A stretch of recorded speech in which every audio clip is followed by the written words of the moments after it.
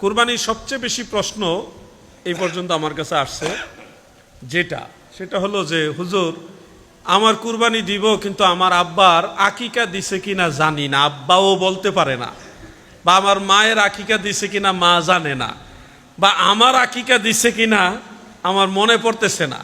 হুজুর আমি এই গরুর মধ্যে, কুরবানির গরুর মধ্যে আমার আকিকা বা আমার বাবার আকিকা বা আমার মায়ের আকিকা, অনেকে নিজের স্ত্রীর আকিকার কথাও জিজ্ঞাসা করছে, মানে আকিকার প্রশ্নটা বেশি আমাকে জিজ্ঞাসা করছে, যেটা দেওয়া যাবে কিনা। একই পশুতে, কুরবানির পশুর মধ্যে কুরবানির শরীক প্লাস আকিকা দুইটা একসাথে দেওয়া যাবে কিনা, এই মাসআলাটা নিশ্চয়ই আপনাদের অনেকের জানার দরকার।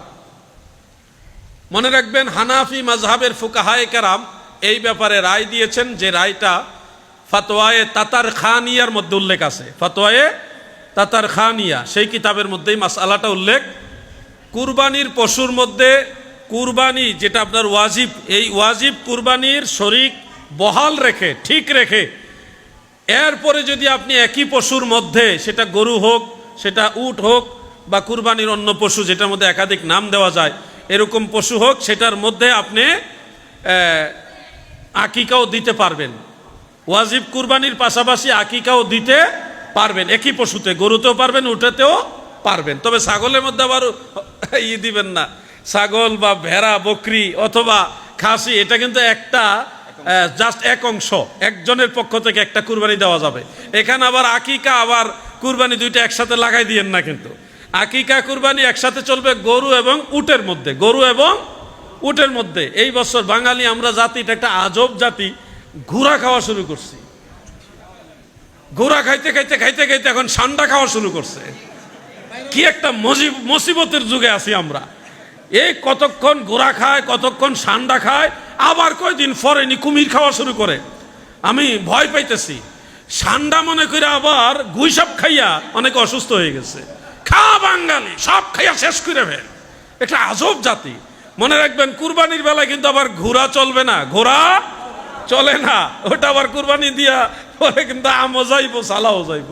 ঘোড়া খাওয়া মুসলমানদের জন্য মাকরুহ, মাকরুহে তাহরিমা, এটা হানাফি মাযহাবের চূড়ান্ত রায়, এবং রাসূল করিম সাল্লাল্লাহু আলাইহি সাল্লাম নিষেধ করেছে।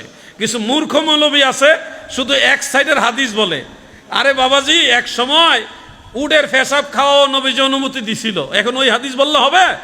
পরে যে নবীজি নিষেধ করছে ওইটা তোমার দেখতে হবে না? এখন আগের হাদিস আর পরের হাদিস বুঝে না। এক সময় নবীজি বলছে কবর জিয়ারত করা যাবে না, এটা আগের হাদিস, পরে বলছে এখন থেকে কবর জিয়ারত করো, তো আগের হাদিস পরের হাদিস বুঝতে হবে না? এক সময় নবীজি বলছে 3 দিনের বেশি কুরবানির গোশত খাওয়া যাবে না, তো এটা তো আগের হাদিস, পরে নবীজি বলছে এখন থেকে যতদিন পারো খেতে পারো, এটা হলো ফাইনাল হাদিস, সর্বশেষ হাদিস। আগের হাদিস পরের হাদিস বুঝতে হবে না? এক সময় নবীজির সামনে সাহাবারা ঘোড়ার গোশত খাইছে যুদ্ধের ময়দানে, ওখানে খাবারের সংকট বা বিশেষ প্রয়োজনে খাইছে, নবীজি নিষেধ করেন নাই। পরবর্তীতে আল্লাহর হাবিব নিষেধ করছে, এখন ফাইনাল যেটা ওইটা মানতে হবে না আপনাকে। সুবিধা মতো নিজেরটা মেনে নিলেন, আর সুবিধা না হইলে মানবেন না, এই সুবিধাবাদী ধর্ম তো চলবে না। আপনাকে চূড়ান্ত শরীয়ত সম্পর্কে জেনে তারপরে মানতে হবে। কুরবানির ক্ষেত্রে স্পষ্ট মাসআলা হলো, একই পশুতে গরু অথবা উট, যেটার মধ্যে 7 শরিক বা কোন কোন ইমামদের মধ্যে 10 শরিকও দেওয়া যায় উটের মধ্যে, তো 7 শরিকে কুরবানি দিবেন। সেখানে ওয়াজিব কুরবানির পাশাপাশি আপনারা চাইলে আকিকাও আদায় করতে পারবেন। আকিকার সুন্নত তরিকাগুলো মনে রাখবেন। আকিকা মূলত সুন্নত। এইটা কোন দিন সুন্নত? সন্তান জন্ম হওয়ার 7ম দিন, 7ম দিবসে ওই সন্তানের মাথার চুলগুলি কেটে কামিয়ে বা হলক করে ফেলে দিয়ে তখন আপনি নাম রাখবেন এবং আকিকা করবেন। আকিকা ওই ছেলে হইলে একটা ছেলের পক্ষে 2টা ছাগল বা খাসি দেন বা ভেড়া বকরি যাই দিতে পারেন, 2টা, ছেলের জন্য 2টা, আর মেয়ে হইলে 1টা। যদি সামর্থ্য না থাকে, তৌফিক ভালো না থাকে, তাহলে আপনি ছেলের জন্য 1টা ছাগল আকিকা দিলেই আদায় হয়ে যাবে। এটা হলো তৌফিক না থাকলে। সামর্থ্য থাকলে আপনি ছেলের জন্য 2টা ছাগলই জবাই করবেন। এবং আকিকার গোশত সবার জন্য হালাল। কুরবানির গোশত যেমনিভাবে সবার জন্য হালাল, আকিকার গোশত তেমনিভাবে সবার জন্য হালাল। কুরবানির গোশত যেমনিভাবে কুরবানি দাতা যিনি কুরবানি দেন, যার পক্ষ থেকে কুরবানি দেন তিনি খেতে পারেন, ঠিক তেমনিভাবে আকিকার গোশত ওই সন্তান যার পক্ষ থেকে আকিকা দেওয়া হচ্ছে সেও খেতে পারবে, ওই সন্তানের মা বাবাও খেতে পারবে, কারো জন্য এটা হারাম না, নিষেধ না।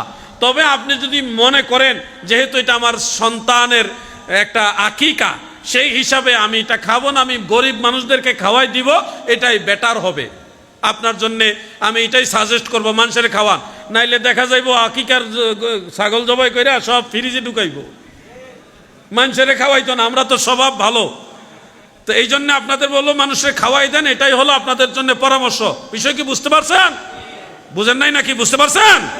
আকিকার গোশত এই সন্তানও খেতে পারবে, যার আকিকা দেওয়া হচ্ছে সেও খাইতে পারবে, তার মা বাবাও খেতে পারবে, পরিবারের সবাই খেতে পারবে। তার অর্থ এই না যে আকিকা করে নিজেরাই সব খাইবেন, বরং এই আকিকার গোশতটা সবাইকে খাওয়াই দিবেন।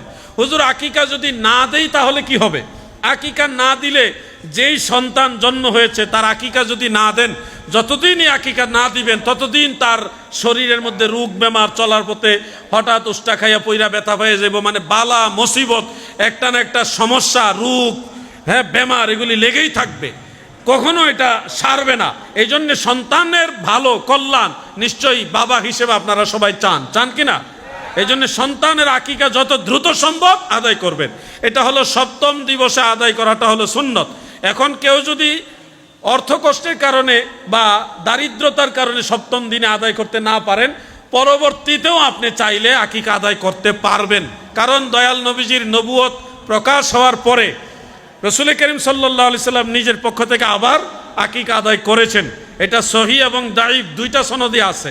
তো এই জন্য আপনারাও চাইলে নিজের আকিকা যদি আদায় না হয়ে থাকে, আপনার আকিকা শিশুকাল আদায় করেননি বা করছেন বলে জানা যায়নি, তাহলে আপনার আকিকা আপনি নিজেও পরবর্তীতে কুরবানির পশুর মধ্যে কুরবানির শরীক বহাল রেখে আপনারটা আপনি আদায় করতে পারবেন। বুঝতে পারছেন বিষয়? আমার সাথে সারা দেন, বুঝতে পারছেন? আপনি আপনার মা বাবার আকিকা, সন্তান বা ভাই বোন বা কোনো পরিবারের সদস্য তাদের আকিকাও আপনি আদায় করতে পারবেন। আল্লাহ তাআলা আমাদের সবাইকে বুঝার তৌফিক দেন, বলেন আমিন।